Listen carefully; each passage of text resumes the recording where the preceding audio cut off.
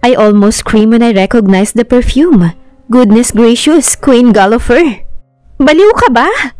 Sigaw ko nang makawala na ako sa pagkakahawak ng kamay niya sa bibig ko. Nakapulupot pa rin ang braso niya sa bewang ko at ang lapit ng mukha naming dalawa. Who told you to walk alone, ha? Hinihingal siyang nakatayo sa harapan ko. Really, Julia? You can take a cab. Irita niyang saad. Ang lapit lang ng pinagtatrabahuhan ko tapos sasakay pa ako? Bakit pa ako sasakay kung pwede ko namang lakarin? Tsaka nagtitipid ako, no?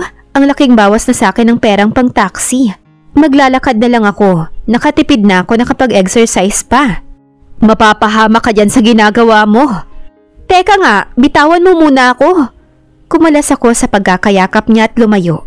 Nakakailang distansya naming dalawa. Inayos ko ang nagusot kong damit at tumingin sa kanya.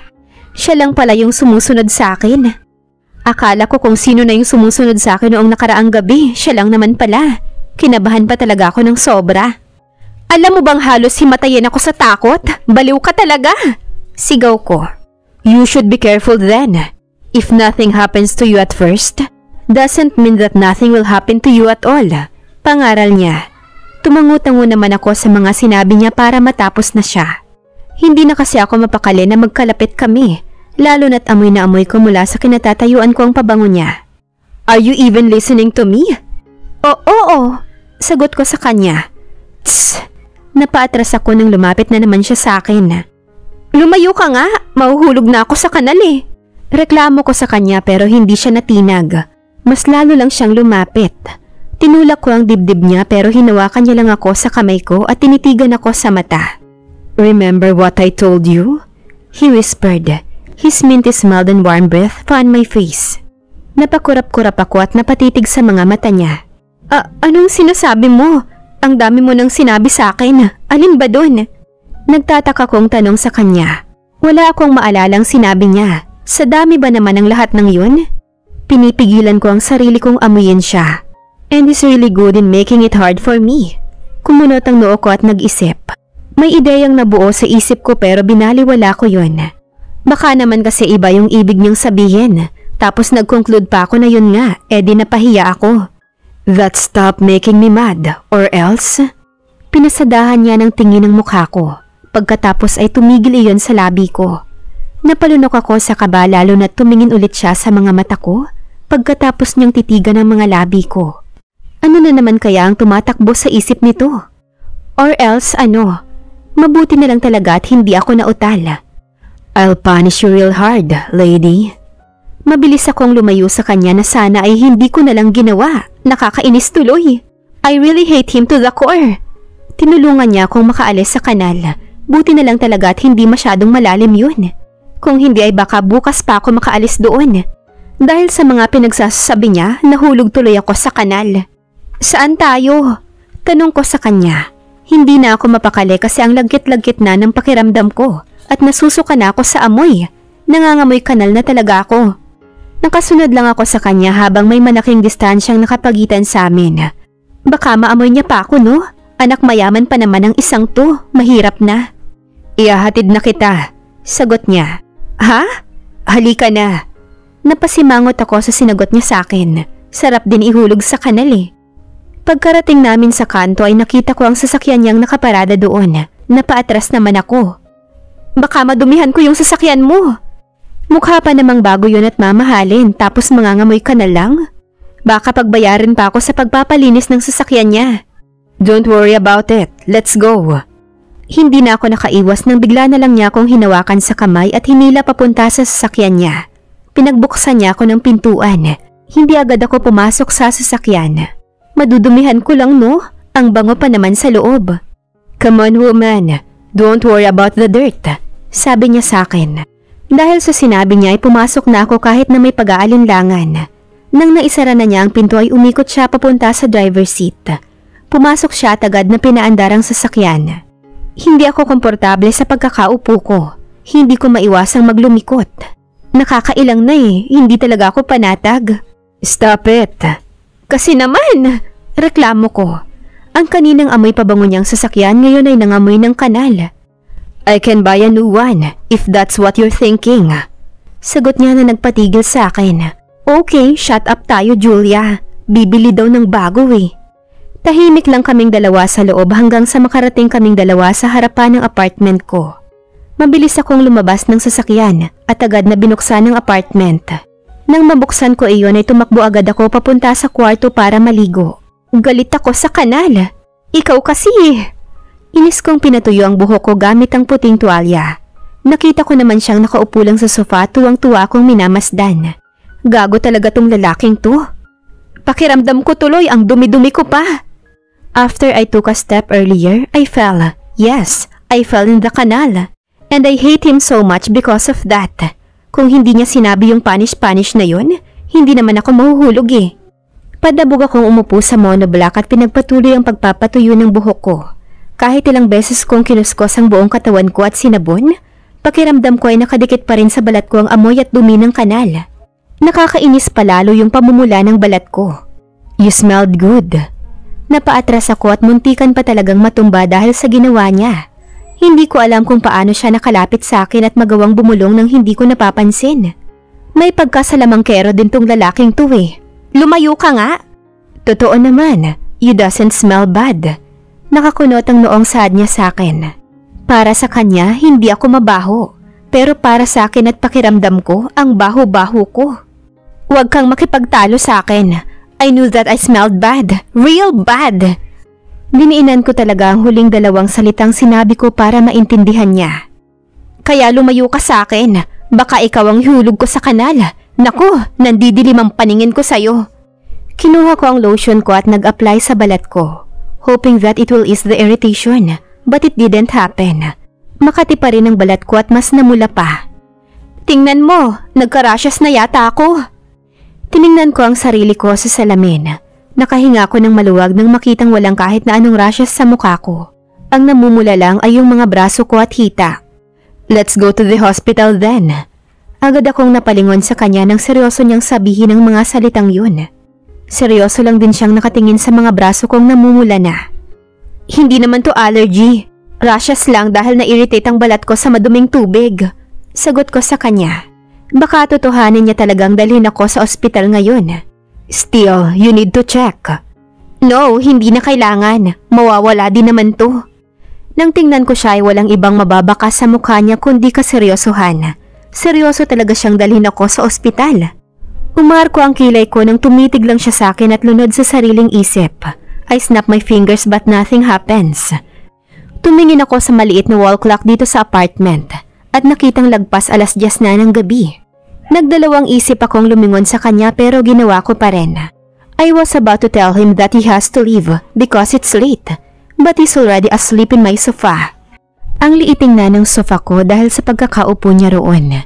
Nakayuko siya habang nakakrus ang mga braso sa dibdib niya at nakadantay ang kaliwang hita niya sa kanan niyang hita.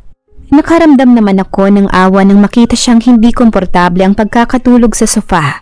I walked towards where he is and stood there for a moment. Dumukwang ako at mahina kong tinapik ang braso niya. Queen? I called him gently. Baka masapak ako nito kapag sinigawan ko. Hindi siya sumagot ni hindi nga gumalaw. Hoy, gumising ka nga! Wala pa ring nangyari.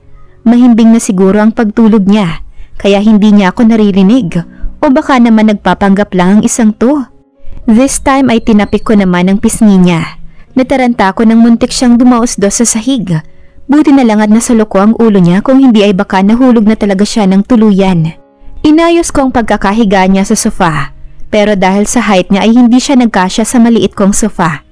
Pagkatapos kong maayos ang pagkakahiga niya ay pumunta ako sa kwarto ko para kumuha ng kumot.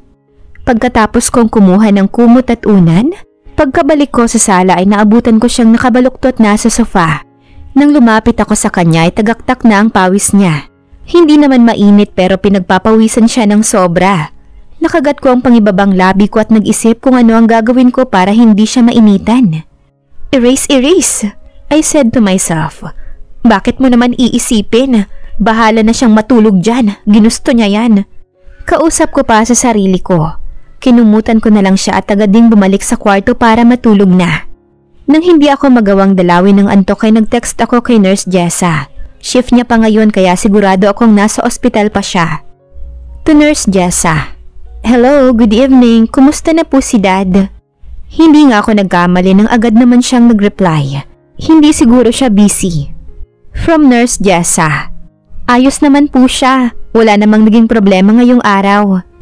Nakahinga ako ng maluwag dahil sa sinabi niya. To Nurse Jessa. Salamat po kung ganun. Pupunta ako bukas para dalawin si Dad. Maraming salamat po sa pagbabantay. From Nurse Jessa. Wala yun, Julia. Dahil doon ay napanatag ang loob ko. Naging busy ako sa trabaho kaya hindi ko nadadalaw si Dad sa ospital. Dahil kaunti na lang ang trabaho ko bukas ay dadalawin ko siya. Kinabukasan ay maaga akong nagising. Kahit pa medyo nahirapan akong matulog kagabi dahil sa kakaisip sa Queen na yun. Hindi ko nga rin alam kung bakit ba ako nag-aalala sa kalagayan niya. Agad akong pumunta sa banyo para maligo. Napatingin ako sa salamin para tignan kung may rashes pa ba ako. Buti na lang at wala na. Naligo ako at kinuskos ang buo kong katawan para siguruhing wala nang kahit anong dumi. 2 beses pa akong nagsabon para sure.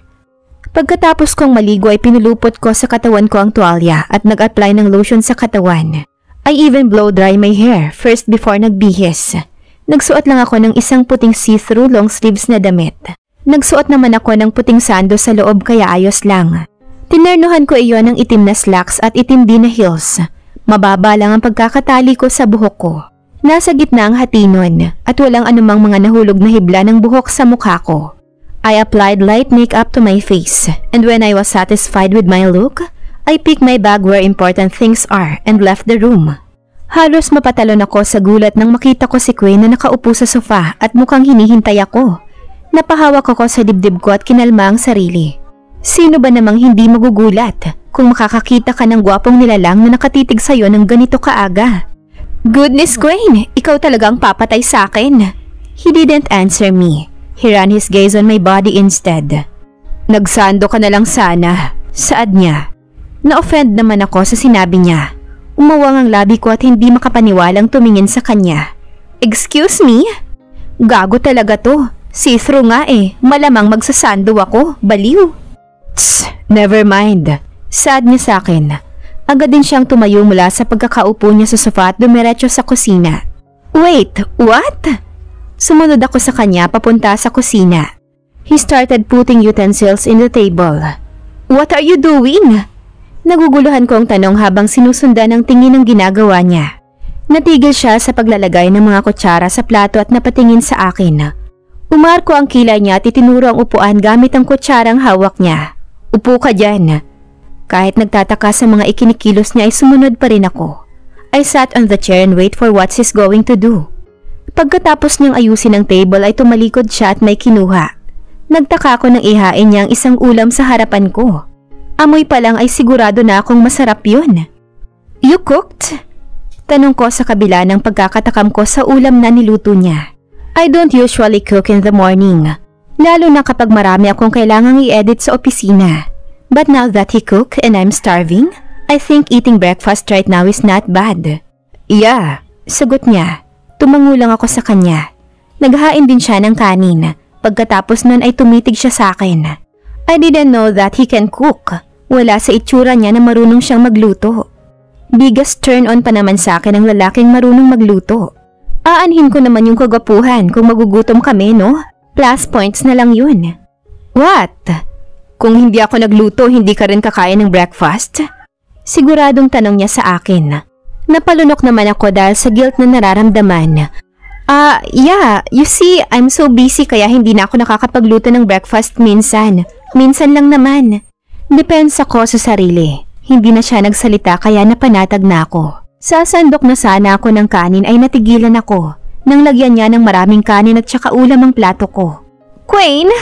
Eat, damihan mo. Mukha ka nang malilipad ng hangin. Sabi niya sa akin na talagang nagpakulo ng dugo ko. Mukha ba talaga akong liliparin ng hangin? Kasalanan ko bang kahit anong dami ng kinakain ko hindi ako tumataba? Kahit pakainin mo pa ako ng 1 drum na kanin, hindi ako tataba. Sagot ko sa kanya. Inumpisahan ko ng kumain at hindi siya pinansin. There's one thing I knew how to make you fat. Napalingon ako sa kanya habang umunguya ng pagkain. Umarko ang kilay ko. I gave him a questioning look. It will last for 9 months though. Seryoso niyang saad pero may naglalarong ngiti sa mga mata niya. Kumunot naman ang noo ko at pilit na iniintindi ang sinabi niya. Alam kong may nakatagong kalokohan yun. Base na rin sa reaksyon ng mukha niya at ekspresyon ng mga mata niya. 9 months? 9 months? 9 months? Loko ka! Sigaw ko sa kanya nang matanto kung ano ang ibig niyang sabihin. Diyos me, ang yaman-yaman pero parang kinukulang sa alaga. Muntik ko na siyang batuhin ng kutsarang hawak ko. Kung hindi ko lang napigilan ng sarili ko, baka may malaking bukol na yang noo niya. Kumuha ko ng isang basong tubig at uminom. Gago talaga. Ano ba yung mga pinagsasabi niya? Buti na lang at hindi ako nabulunan. Anong trip mo? Wala. I just heard it somewhere.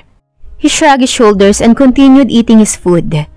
Tiningnan ko pa siya para siguraduhin totoo ang sinasabi niya bago ako nagpatuloy sa pagkain. Julia, tawag niya sa akin. Palabas na ako ng bahay pero natigil ako sa paglalakad nang tawagin niya ako. Lumingon ako sa kanya. Mukha siyang house husband. Diyos ko Julia, bilyonaryo yan. Pinaghugas mo ng pinggan. Hindi ko naman talaga siya totally pinaghugas ng plato, pero mapilit siya eh. He insisted na siya na ang maghuhugas ng plato. Kahit pa sinabi kong okay lang kung ako na, pero makulit talaga siya kaya ayun. Pagkatapos naming kumain, siya yung naghugas ng pinagkainan naming dalawa. Suot pa rin niya yung damit niya kahapon, but he still look fresh. Parang ang hindi pinagpawisan kagabi. I mean, mainit sa sala kaya pinagpawisan siya. What? Hatid na kita. Sad niya at pinakita sa akin ang susi ng sasakyan niya. Pero, tutol ko pero hindi niya yon pinansin at agad na naunang maglakad sa akin palabas. Inilock ko naman ang pinto ng apartment bago sumunod sa kanya. Kagaya nga ng sinabi niya kagabi, mukhang bumili talaga siya ng bago. Hindi ito yung sasakyan niya kagabi kaya malamang bago ito. Bumili ka talaga? Nah, I've never used this before, so I guess it's time to use it now. Wow naman! Pinatunog niya yung sasakyan niya bago siya naglakad palapit sa sasakyan at binuksan ang pinto ng front seat. Pumasok naman ako doon at komportableng naupo. Nang masiguro niyang nakaupo na ako roon ay umikot naman siya sa driver's seat at pumasok. Nagtaka ako nang hindi niya pa pinapaandar ang sasakyan niya. Lumingon siya sa likuran ng sasakyan at may inabot doong paper bag. Napangangako nang bigla na lang siyang naghubad sa harapan ko. Diyos ko, ang S naman! Ramdam ko pa rin ang pamumula ng mukha ko dahil sa nangyari kanina. Ikaw ba naman makakita ng lalaking naguhubad sa harapan mo? Tingnan natin kung hindi ka magmukhang kamatis dahil sa sobrang pula. Come on Julia, forget about it. I gently slapped my face. Kanina ko pa to ginagawa pero hindi pa rin umeepekto. Bumuntong hininga ako at tiningnan ng mga papeles na kailangan ko pang i-edit. Dahil determinadong matapos agad ang trabaho ay kinalimutan ko ang nangyari kanina. At inumpisahan ko na ang trabaho ko. Nagtatype ako sa computer nang bigla na lang mag-vibrate ang cellphone ko na nasa ibabaw lang ng mesa. Tumigil ako sa pagtatype at tiningnan kung sino ang nag-text. Ano number? Let's eat lunch together. Kumunot ang noo ko at nagtaka kung sino ang nag-text sa akin. Nag-reply ako ng sino ka? Pagkatapos nun ay nilapag ko na ang cellphone sa mesa para magpatuloy sa pagtatrabaho. Hindi pa man ako nakakatype ng kalahati sa dapat kong i-edit, nag-vibrate ulit ang cellphone ko. Ano number? It's me, Smiley. Hays, paano ko naman malalaman kung sino siya? Me, kung ano man yung trip mo sa buhay, wag mo na akong idamay ha. Salamat. Pagkatapos na binlock ko na ang number niya at pinatay ang cellphone ko. Ayoko nang disturbo ngayon, lalo na't kailangan ko pang tapusin ang trabaho ko ngayon. Napatingin ako sa paligid nang bigla na lang umingay. Kinikilig ang mga katrabaho ko rito at pinipigilan talagang tumili. May tiningnan sila sa labas ng opisina. Nang may naglakad sa gawi ko, pinigilan ko siya at nagtanong. Anong meron? Muntik pa siyang tumili ng tanungin ko. May gwapo sa labas, grabe! Parang bumabang Diyos galing sa Olympus. Ganon ka gwapo? Hindi naman siguro magtititilitong mga to kung hindi talaga kagwapo. Naika nga nung tinanong ko, Diyos daw na galing sa Olympus. Tss, may mas gwapo pa dyan. Naghubad pa nga sa harapan ko kanina. Mabilis kong iniling ang ulo ko dahil sa naisip. Akala ko nakalimutan ko na yung nangyari kanina. Hindi pa rin pala. Kahit na medyo curious ako kung sino ang tinutukoy nila, ay hindi pa rin ako pumunta sa labas ng building para tingnan kung sino yon. Sus, nakalamang lang naman ang isang paligo sa akin yun. Rinig kong saad ng isang katrabaho ko na napadaan sa cubicle ko. Iba na talagang mga babae ngayon. Gwapo na lang talaga ang hinahanap. Paano naman tayong mga average lang? Sagot naman ng kasama niya. Pre, ikaw lang. Huwag mo na akong idamay. Muntik na akong matawa dahil sa sagot niya. Laglagan eh. Akala ko talaga ay tapos na ang lahat sa topic na yon dahil tahimik na. Pero hindi pa rin pala. May sumunod pa. I'm telling you girl, I knew him. Kahit saang anggulong tignan siya yun. Baka naman kamukha lang. No, hindi ako pwedeng magkamali. Siya talaga yun. Kung siya yun, ano namang ginagawa niya rito? I don't know, may hinihintay siguro siya rito. Sino naman? Ewan ko. Hindi ko alam kung bakit bigla na lang akong kinakabahan. Ayokong isipin na yung lalaking yun ang nasa labas nitong building. Kasi kung siya nga yun, hindi ba niya alam kung gaano siya kasikat? Lalo na sa mga babae. Nang umalis na ang mga babae, ay hindi pa rin natahimik ang kabog ng dibdib ko. Mas dumoble pa yon nang marinig ko na ang tilian ng mga katrabaho ko. Napatingin ako sa wall clock ng opisina at nakitang 11 AM na. Kaya siguro ang lakas ng loob nilang lahat na tumili kasi break time na. Nagtaka ako nang bigla na lang silang tumigil sa pagtili. Tanging mga bulungan na lang maririnig pero hindi naman klaro sa pandinig ko. You blocked me. Halos maubusan ako ng hangin nang makita si Queen sa harapan ko. Anong ginagawa ng lalaking to dito? Siya ba yung tinutukoy nilang lahat? Ay hala, akala ko si Phoebe yung girlfriend niya, si Julia pala. Napapikit ako sa kahihiyan dahil sa narinig, kaasar talaga. Nang idilat ko ang mata ko ay nasa harapan ko pa rin si Queen. Nakapamulsang nakatayo sa harapan ko at mariing nakatingin sa akin. Iba na ang suot niyang damit at mukhang bagong ligo pa siya. Umaalingasaw sa buong paligid ang aftershave niya at ang shampoo niya. Bakit ba kasi ang bango niya? Anong ginagawa mo rito? I hissed. He's making a scene here and he's oblivious of it. You blocked my number and when I tried to call you, your phone is off. So what do you think I would do, ha? Siya yun? Malay ko bang ikaw yun? Tss, sabi ko ako yun. Sagot niya, halatang inip na siya. Aba, sabi mo lang naman, it's me. Paano ko malalaman na ikaw pala yun? May pangalan nga wala. Buwelta ko naman sa kanya. Napatingin ako sa paligid ng mas lumakas ang bulungan.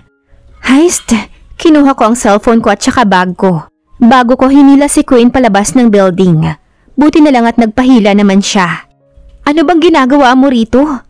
Tanong ko sa kanya nang nasa harapan na kami ng sasakyan niya. Alam kong sasakyan niya ito dahil ito rin yung ginamit niya kaninang umaga. Asking you for lunch. Tamad niyang sagot. Lunch? Pwede ka namang mag-lunch mag-isa. Napapikit ako ng tamaan ng sikat ng araw ang mata ko. Umusod naman siya sa gilid para harangan ng sikat ng araw na pinagpasalamat ko. Iba talaga ang advantage kapag may kasama kang matangkad. Nakakasilong ka. I want to eat lunch with you. Pilit pa niya. Wala ka bang trabaho? Nagtataka kong tanong. Businessman siya, pero nagawa pa niyang pumunta rito para yayain akong kumain ng lunch. And take note, casual lang ang suot niya. I'm the boss, Julia. Sagot niya na para bang hindi ko naisip na boss siya. At yun na yung sagot kung bakit nagagawa pa niyang magliwaliw ngayon. Di siya na ang boss, sana all. O ano ngayon kung boss ka? Nakakain ba yan? Enough title to feed the next 10 generations of your family. Sagot niya. Okay, shut up. O tapos? Siyempre hindi ako magpapatalo. Stop arguing and just come with me. Ang dami mo pang sinasabi. Naiinip niyang sagot na konting push na lang ay magagalit na talaga siya. Sumunod na lang ako sa kanya nang pumasok na siya ng sasakyan. Malapit lang yung pinuntahan naming restaurant. Akala ko nga sa maraming tao kami kakain. Pero nagpa-reserve pa siya ng VIP room. If you don't mind, pwedeng magtanong? I asked him when we entered the room. You're already asking. Sagot niya sa akin na na-philosophy way na nagpairap naman sa mga mata ko. Tss, seryoso kasi. Reklamo ko. What kasi? Natawa ako sa pagkakatanong niya. Ngayon lang siya naging cute. Always kasi siyang gwapo. Umupo muna ako bago siya sinagot. Alam kong super late ko na tong tanong pero hindi ba magagalit ang girlfriend mo? I mean, alam mo yun? Wala naman tayong relasyon o kung ano man. Pero knowing that you have a girlfriend and you're going out with me is kinda, Mahabang litanya ko sa kanya. Bakit nga ba ngayon ko lang ito naisip? Heis. Girlfriend? Who? He confusedly asked. Kumunot naman ang noo ko sa sagot niya na patanong din naman. Phoebe, di ba rumored girlfriend mo yun? Tss, rumored. Ibig sabihin chismis lang, hindi totoo. Oh, meet the father pa nga kayo sa France eh. We're just business partners, Julia. Hanggang business lang kami may ugnayan ng dad niya. We're not in a relationship. Magkaibigan lang kami. We're close, but not as lovers. Tumango naman ako sa sagot niya. Hindi convincing pero acceptable naman. Okay na siguro yun. Okay. What are you thinking? Hindi na ako nakasagot sa kanya nang dumating ang waiter at ibinigay ang menu. How can I even eat now? Nag-order lang ako ng pasta. Nawalan ako ng gana hindi lang dahil sa napag-usapan namin, kung hindi dahil na rin sa presyo ng mga pagkain. Pagkatapos naming mag-order ay wala nang nagtangkapang magsalita sa aming dalawa. Hindi ko rin naman alam kung ano ang sasabihin ko kaya hindi na ako nagsalita pa. Sobrang haba ng namagitang katahimikan sa pagitan naming dalawa hanggang sa dumating ang pagkain. Binilisan ko ang pagkain ko sa pasta kahit na medyo mainit pa yon. May kailangan pa kasi akong dapat tapusin sa opisina ngayon at dadalawin ko pa si dad sa ospital. Natigilan ako sa akma kong pagsubo nang makita siyang nakatingin lang sa akin habang nakahalukip-kip. Bakit? Tanong ko sa kanya. Pero bumuntong hininga lang siya at hindi na nagsalita pa. Hindi ko na lang din siya pinansin. Tahimik lang kaming dalawa hanggang sa matapos kaming kumain at makasakay sa sasakyan niya. Hinatid niya lang ako sa harapan ng building namin at hindi na lumabas. Nagtataka lang akong lumabas ng sasakyan niya at tiningnan na lang iyong umandar papalayo. Ano na naman kaya ang problema nun? Tanong ko sa sarili habang naglalakad pabalik sa cubicle ko. I was greeted by my co-workers' questioning look and malicious stares. Para akong may kasalanan sa klase ng tingin nila sa akin. Maski siguro sa paglalakad ko at paghakbang ng paa ay nakaabang silang lahat. Mabilis akong naglakad papunta sa cubicle ko para makaiwas sa kanilang lahat. Kahit na hindi na ako komportable sa paligid, ay nagpatuloy pa rin ako sa naiwan kong trabaho kanina. Mabuti na lang at naging maayos naman ang trabaho ko at buti na lang hindi na iyon nadagdagan.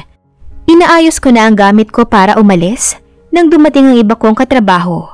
Alam ko na ang pakay nila sa akin at iyon ay ang impormasyon tungkol sa eksena kaninang umaga. Kung gusto niyang malaman kung ano talaga ang nangyari kanina, hindi ko kayo masasagot. Inunahan ko na sila kasi yun din naman ang itatanong nila sa akin. Hindi na sila mahihirapang mag-effort pa para doon. We just want to know if you're having an affair with him. Pumanting ang tenga ko dahil sa narinig. Did they ever say that they're kind? Kung nasabi ko man yun, binabawi ko na. You should never judge a person. First impression doesn't last. I really thought na mabait silang lahat. May dumating lang na bilyonaryo dito ay akala mo talaga sa kanila kung makaasta. Yes, they may be asking me if you have an affair. Hindi naman siguro masamang magtanong, hindi ba? But with the use of that tone while asking me was kinda offending. Nagtatanong pa lang nang aakusa na. For your peace of mind, my answer is no. We're not having an affair. Sagot ko at tiningnan sila. Hindi naman kayo yung girlfriend. Pero kung makakastigo kayo sa akin, wagas. Pagkatapos kong asikasuhin ang gamit ko ay umalis na din ako kaagad. Sa harapan nila at lumabas na ng building.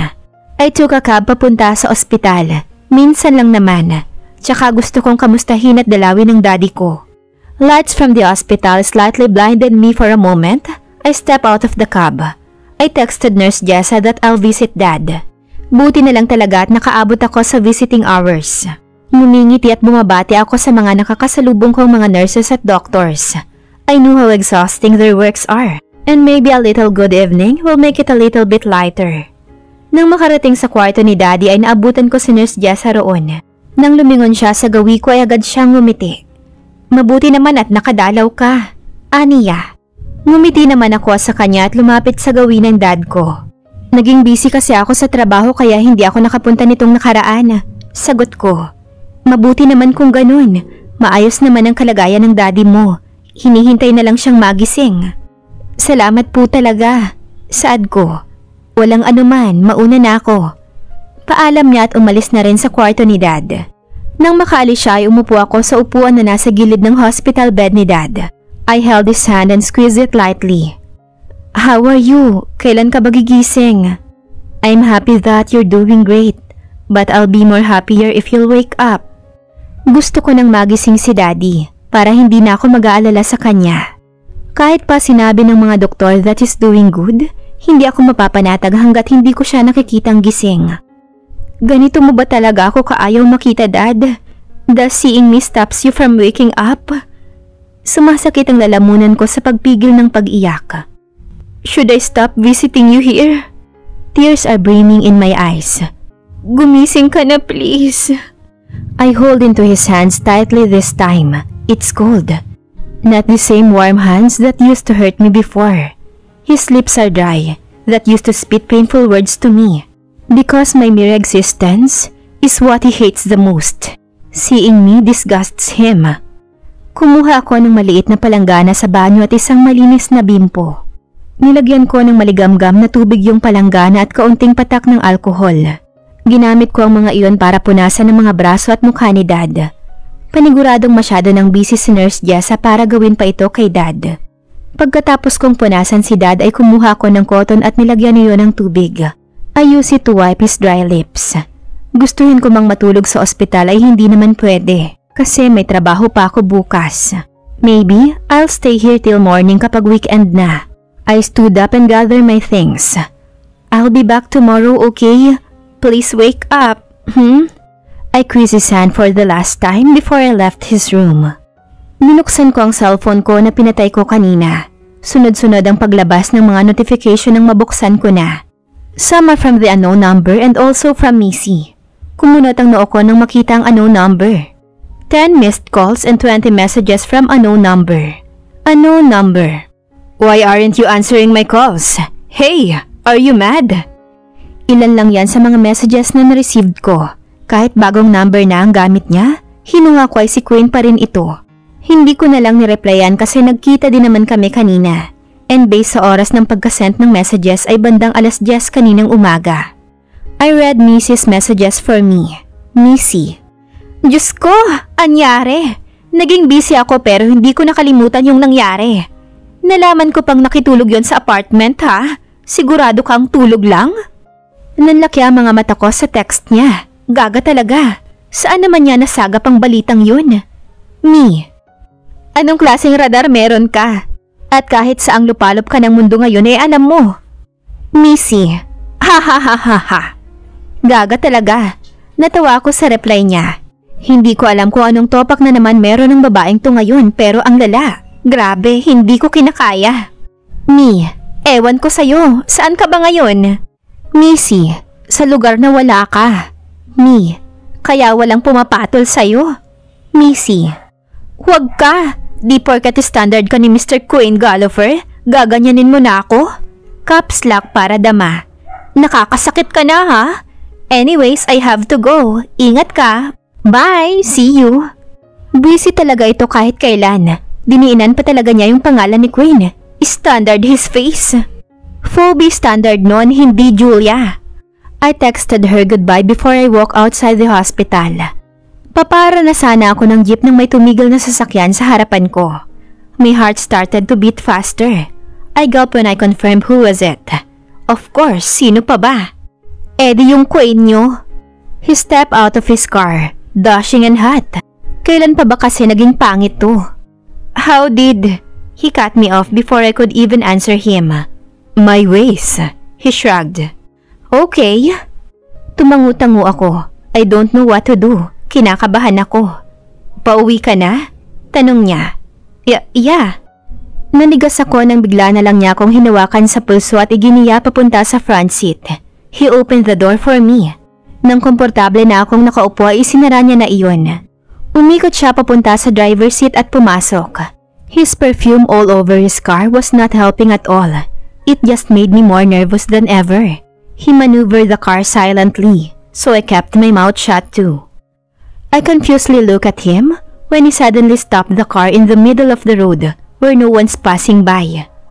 Bakit tayo huminto? Nasira ba yung sasakyan? He didn't answer me. I can't even process everything. He cupped my face using both of his hands and then started to move his soft lips to my upper lips. I closed my eyes. It felt so soft and tasted so sweet. I felt embarrassed when he stopped kissing, and I'm still closing my eyes. "Hey," he called. I felt my cheeks heated when he chuckled. He brushed his thumb on the side of my lips and locked his gaze on me. "It's you or no one," he whispered soothingly and sealed it with a kiss.